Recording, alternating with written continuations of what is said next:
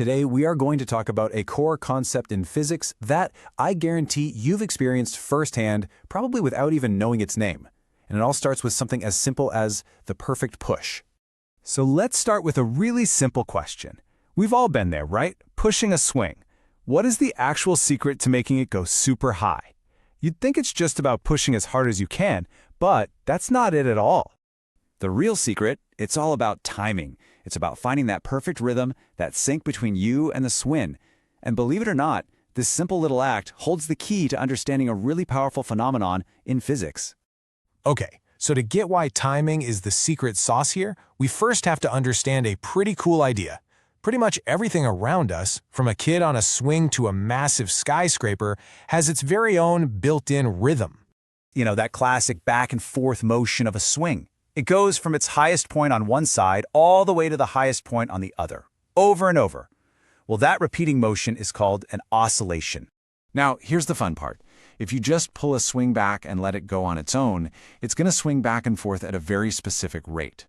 That's its own preferred rhythm, and we call that its natural frequency. It's the frequency the object just wants to vibrate at. And this isn't just about swings. Think about a guitar string. When you pluck it, it vibrates at its natural frequency, and our ears hear that vibration as a specific musical note. If you tighten the string, you actually change its natural frequency, and boom, you get a different note. All right, let's bring your push back into the picture. When you start giving that swing a repeated, rhythmic push, you're creating what's called a forced vibration. You're basically trying to make the swing follow your rhythm.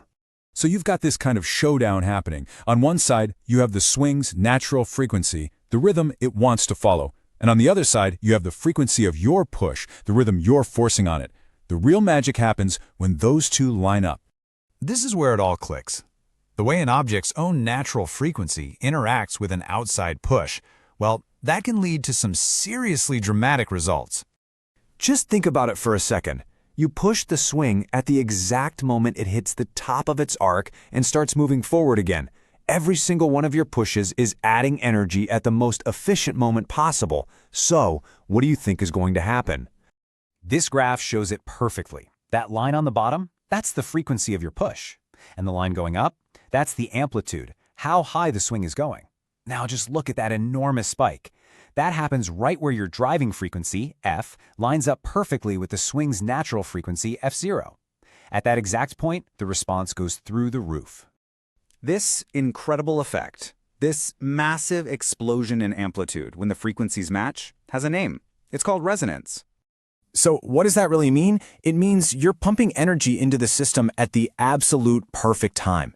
By matching that natural frequency, every push builds on the last one, and the amplitude, the height of the swing, just soars. You're working with the system's natural rhythm, not fighting against it. But resonance isn't just some fun physics trick for the playground. This principle has both incredible creative power and, honestly, some terrifying destructive power.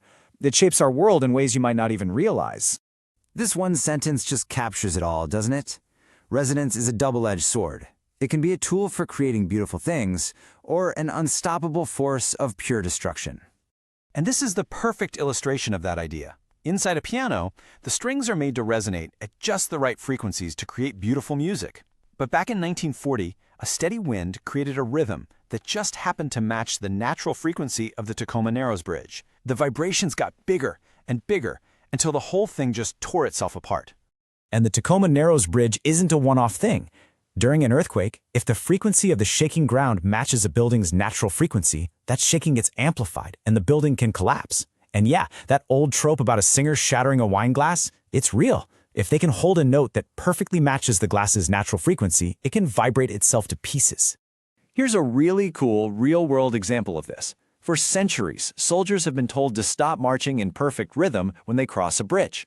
Why? To make sure the beat of their marching feet doesn't accidentally hit the bridge's natural frequency and cause a disaster. All right, we've seen the scary side. But let's look at how we've cleverly taken this powerful idea and used it for incredible things in technology, medicine, and even art. You know when you tune a radio, you're actually changing an electronic circuit inside to resonate at the exact frequency of the station you want to hear.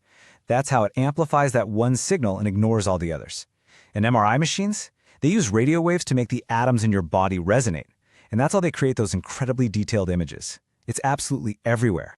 So if you remember one thing from all this, let it be this. Whether it's a swing, a bridge, a radio, or a guitar string, the basic idea is always the same. When you match the natural frequency of a system, you get the most efficient energy transfer possible, and that leads to a huge amplified response. And that kind of leaves us with a final thought to chew on. From the microwave that uses resonance to heat your food, to the very light waves that are letting you see this screen right now, this principle is all around us. It really makes you wonder, what other invisible rhythms are shaping our world in ways we can't even see?